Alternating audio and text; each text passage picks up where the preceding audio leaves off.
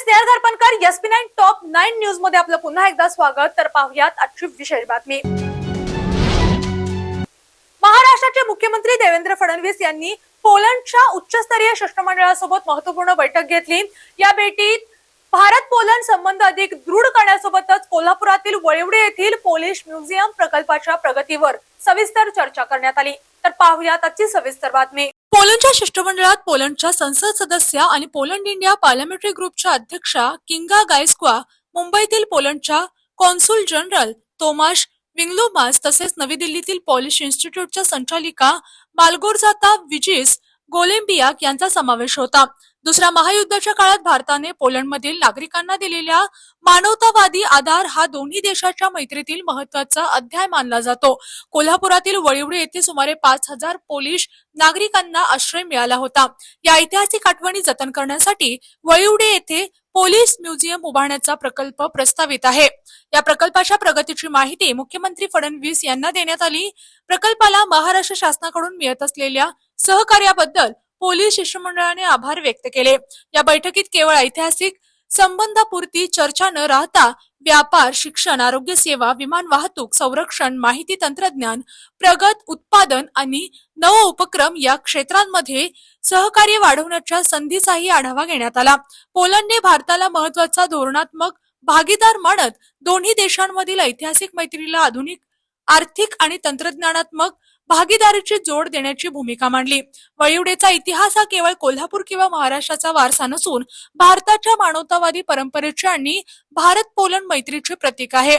प्रस्तावित पोलीस म्युझियममुळे या इतिहासाला जागतिक स्तरावर ओळख मिळण्यास मदत होणार आहे.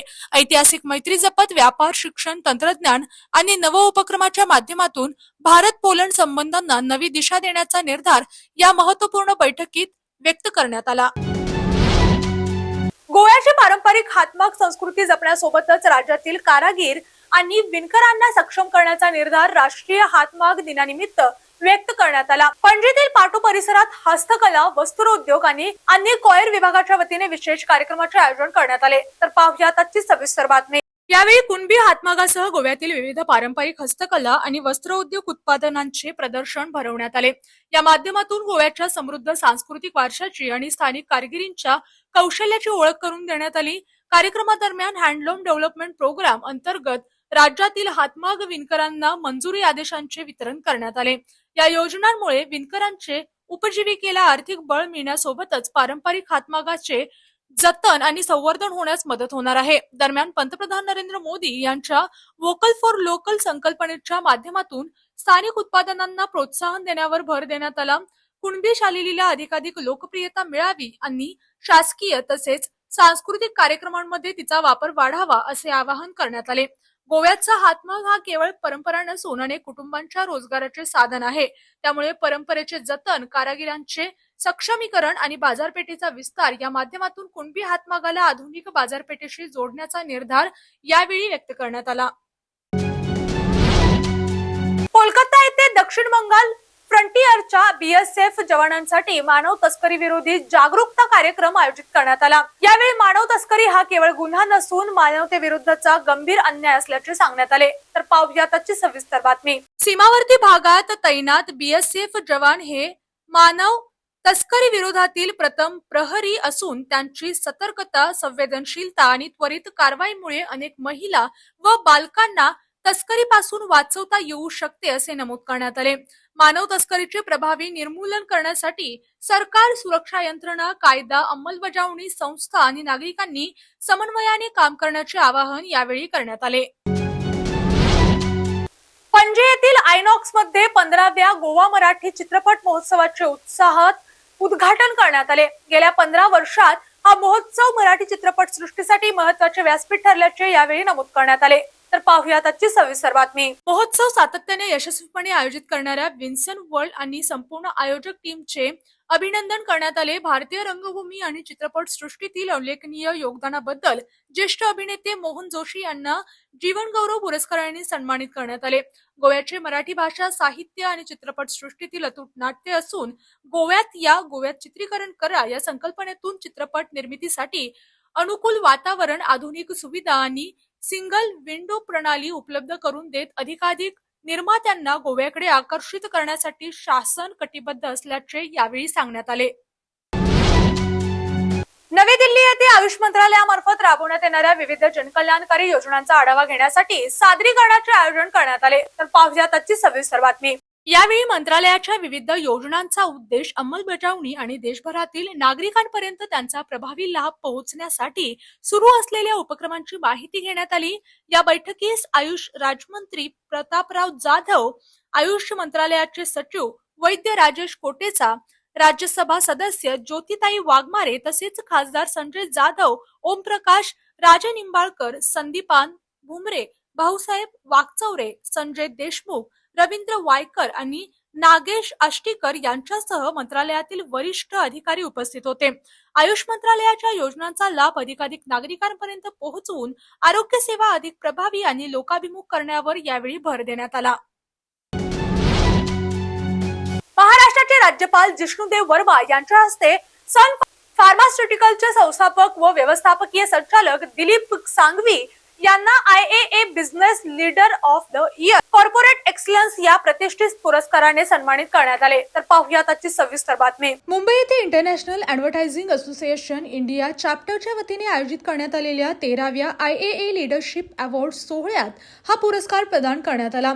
कॉर्पोरेट क्षेत्रातील उल्लेखनीय योगदान, नेतृत्व क्षमता आणि उद्योग विश्वावर निर्माण केलेल्या प्रभावाची दखल घेत सांघवी यांचा गौरव करण्यात आला।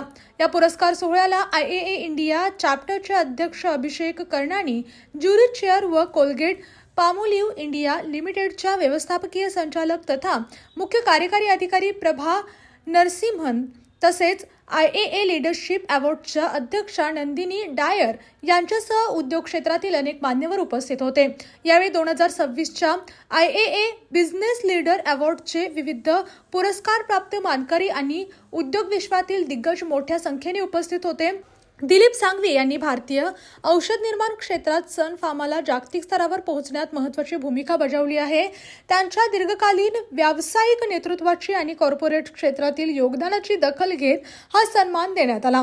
मुंबईतील या दिमागदार सोहळ्यात भारतीय उद्योग विश्वातील नेतृत्व, नवकल्पना आणि उत्कृष्टतेचा गौरव करण्यात आला। महाराष्ट्राचे राज्यपाल जिष्णुदेव वर्मा यांना अग्निशिखा सुषमा स्वराज या पुस्तकाच्या हिंदी अनुवादित आवृत्तीची पहिली प्रत मुंबईतील लोकभवन येथे प्रदान करण्यात आली। तर पाहूया त्याची सविस्तर बातमी। हे पुस्तक मूळ मराठी भाषेत डॉक्टर मेघा सोमिया यांनी लिहिले असून त्यांचा हिंदी अनुवाद अमरजीत मिश्रा यांनी केला आहे। भारताच्या माजी परराष्ट्र मंत्री व ज्येष्ठ नेत्या सुषमा स्वराज यांच्या बहुआयामी व्यक्तिमत्वाच्या राजकीय कारकिर्दीचा आणि सार्वजनिक जीवनातील योगदानाचा वेध या पुस्तकातून घेण्यात आला। यावेळी बोलताना राज्यपाल जिष्णुदेव वर्मा यांनी सुषमा स्वराज यांचे कौतुक करताना त्यांना बहुआयामी प्रतिभेच्या व्यक्तिमत्वाचे उदाहरण असल्याचे सांगितले।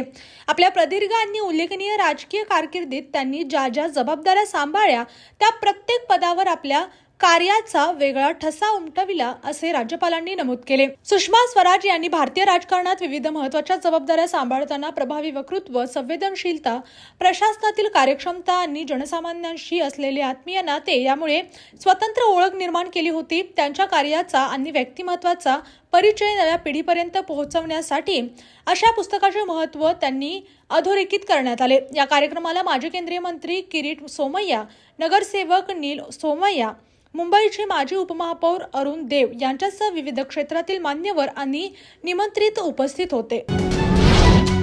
सार्वजनिक आरोग्य विभागाच्या महाराष्ट्र राज्य विमा सोसायटी अंतर्गत परळ येथील महात्मा गांधी मेमोरियल हॉस्पिटलसह राज्यातील 10 ठिकाणी दंत शल्यचिकित्सक विभाग आणि नवजात शिशु अतीव क्षमता विभाग अंतर्गत NICU सुरू करण्यात आले। तर पाहुयात आजची सविस्तर बातमी। सार्वजनिक आरोग्य व कुटुंब कल्याण मंत्री प्रकाश आंबेडकर यांच्या हस्ते या विभागांचे उद्घाटन करण्यात आले।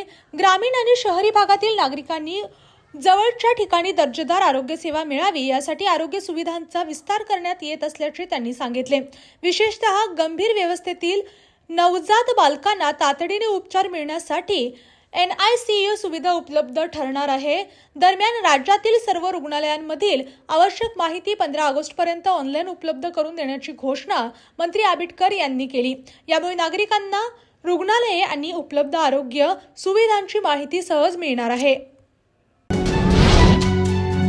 राष्ट्रीय हातमाग दिनाचे औचित्य साधून पंतप्रधान नरेंद्र मोदी यांना पंतप्रधान निवासस्थानी त्यांची प्रतिमा विणलेले विशेष सोलापुरी चादर भेट देण्यात आले. तर पाहूया त्याची सविस्तर बातमी. सोलापूरच्या समृद्ध हातमाग परंपरेचे आणि कारागिरांच्या कौशल्याचे दर्शन घडवणारी ही चादर विशेष आकर्षण ठरली. एनडीएच्या नवनिर्वाचित राज्यसभा आणि लोकसभा खासदारांसाठी आयोजित विशेष अल्पोपहाराच्या कार्यक्रमात ही चादर पंतप्रधानांना सुपूर्द करण्यात आली. चादरीवर विणलेले स्वतःची प्रतिमा पाहून पंतप्रधान मोदी यांनी कलाकृतीचे आणि सोलापुरी हातमाग परंपरेचे कौतुक केले. यावेळी संवादादरम्यान आपल्या संघर्षमय जीवन प्रवासाची माहितीही पंतप्रधानांसमोर मांडण्यात आली.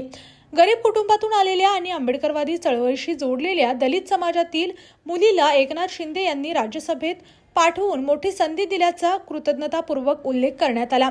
कार्यक्रमाला JP नड्डा, भाजपाचे राष्ट्रीय सरचिटणीस नितीन नवीन यांच्यासह शिवसेना आणि एनडीएचे नवनिर्वाचित खासदार उपस्थित होते. यावेळी पंतप्रधान मोदी यांनी सर्व खासदारांशी संवाद साधत त्यांच्या पुढील वाटचालीस शुभेच्छा दिल्या. सोलापुरी चादरीच्या माध्यमातून महाराष्ट्राच्या हातमाग परंपरेचा आणि सोलापूरच्या कारागिरांच्या कलेचा राष्ट्रीय स्तरावर गौरव झाल्याचे पाहायला मिळाले. अशाच जिल्ह्यातील, राज्यातील व राष्ट्रीय स्तरावरील ताज्या बातम्या पाहण्यासाठी पाहत रहा SP9 मराठी न्यूज चॅनेल. या चॅनेलच्या माध्यमातून विविध क्षेत्रात उल्लेखनीय कार्य करणाऱ्या मान्यवरांच्या प्रेरणादायी मुलाखती तसेच महत्त्वाची माहिती आणि घडामोडी आपल्यापर्यंत पोहोचवल्या जातील. अशा नवीन बातम्या आणि माहिती मिळवण्यासाठी चॅनलला लाईक करा, शेअर करा आणि हो, सबस्क्राईब करायला विसरू नका. पाहत रहा SP9 Marathi, your time your news. धन्यवाद.